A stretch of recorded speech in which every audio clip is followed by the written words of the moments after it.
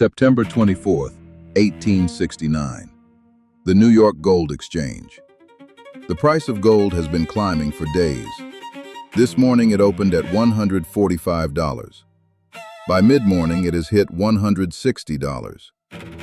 Men are borrowing everything they have to buy more. Then, at noon, word reaches the floor.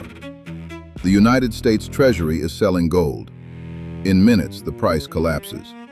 Fortunes built over decades, destroyed in an afternoon. And the two men who caused it? One of them had already quietly sold everything he owned. The other had no idea.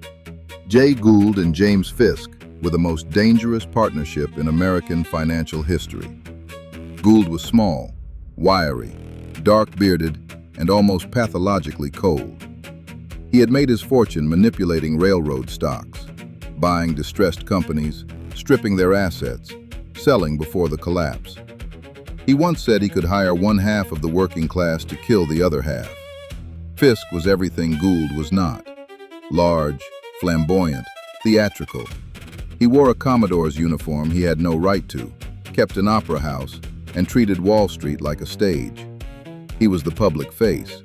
Gould was the brain. Together they had already humiliated Cornelius Vanderbilt in a brutal battle for control of the Erie Railroad, flooding the market with fraudulent stock certificates, bribing the New York legislature, fleeing to New Jersey to avoid arrest. They had beaten the most powerful railroad baron in America. Now they had a bigger target. If this story is hitting the way we think it is, hit the like button. It helps more people find vault and ruin. And this is exactly the kind of story more people need to hear. In 1869, Jay Gould and James Fisk decided to corner the gold market, buying as much gold as possible to drive up the price. The plan was audacious in its simplicity. At the time, the United States government held large gold reserves and sold gold regularly to stabilize prices. If Gould and Fisk could buy enough gold to corner the market and simultaneously convince the government to stop selling its reserves, the price would climb to whatever they wanted it to be. Every merchant, every farmer, every business in America that needed gold to settle international debts would have no choice but to buy it from them, at their price. The entire American economy held hostage by two men on Wall Street. To make the plan work, they needed someone inside the White House. After befriending Abel Rathbone Corbin, who was President Grant's brother-in-law, Fisk and Gould sought to ingratiate themselves with the president and convince Grant not to sell U.S. Treasury gold. Corbin was the perfect inside man, a former Washington bureaucrat married to Grant's younger sister, Virginia. $1.5 million in gold made its way into an account with Corbin's name, and the conspiracy began. After Corbin unsuccessfully attempted to introduce Gould to President Grant at a conference, Fisk and Gould decided to corner Grant on a steamship cruise. They arranged to be present on the same boat as the president. Over dinner, they argued their case, that high gold prices would help American farmers, that the government should stop selling its reserves. Grant remained cordial, tight-lipped, but apparently their plan worked. Then they went after the Treasury itself. They bribed General Daniel Butterfield, who was appointed assistant treasurer, to gain insider information on government gold sales. They now had a man inside the White House and a man inside the Treasury. The trap was set.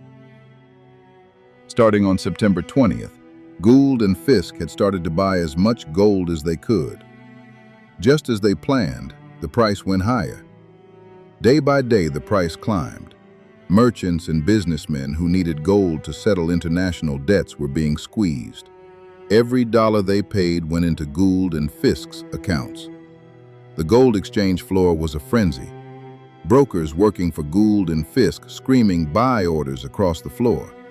The price boards updating faster than clerks could mark them. By September 22nd, the corner was almost complete. And then, a letter arrived.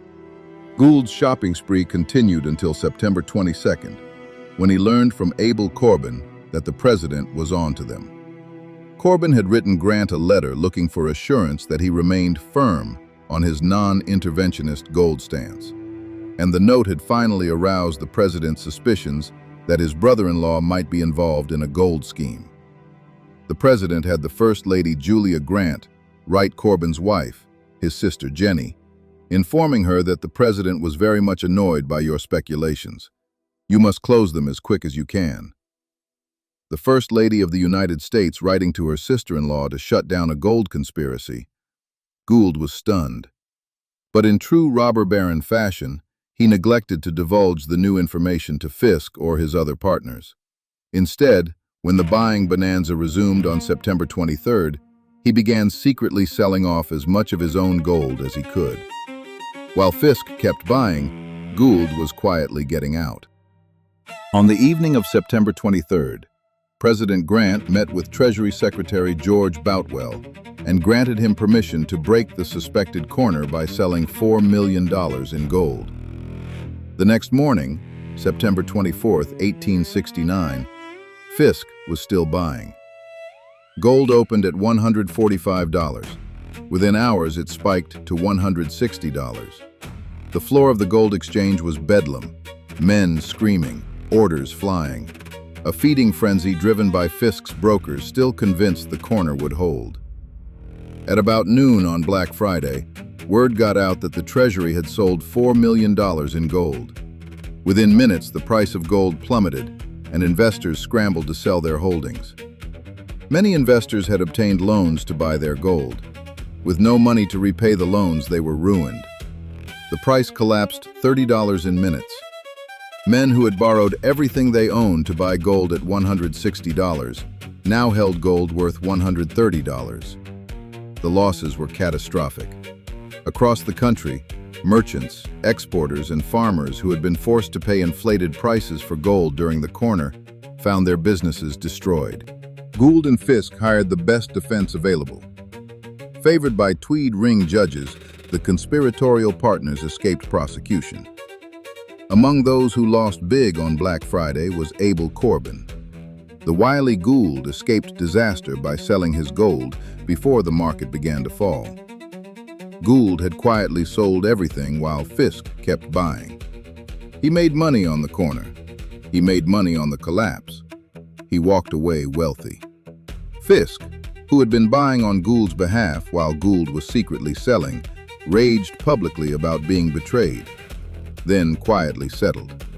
He was shot and killed in 1872 in an unrelated dispute over a woman and a business deal. An 1870 government investigation headed by fellow Republican James A. Garfield exonerated Grant of any illicit involvement in the conspiracy.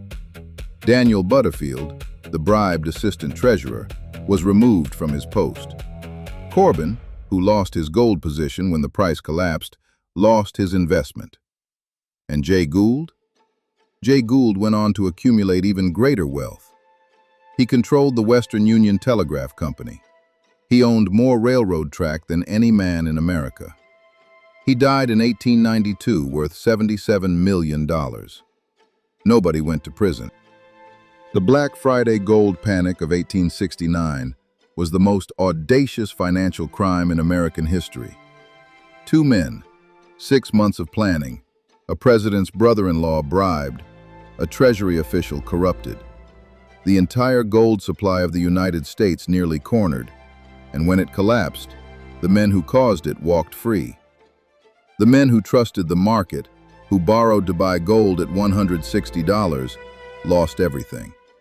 The pattern that Vault and Ruin has been documenting across 16 videos, concentrated financial power operating above the law, ordinary people absorbing the consequences, the architects escaping accountability, was already fully formed in 1869, before the Federal Reserve, before the robber baron era, before the Sherman Antitrust Act, before any of the regulatory architecture that was supposed to stop this from happening.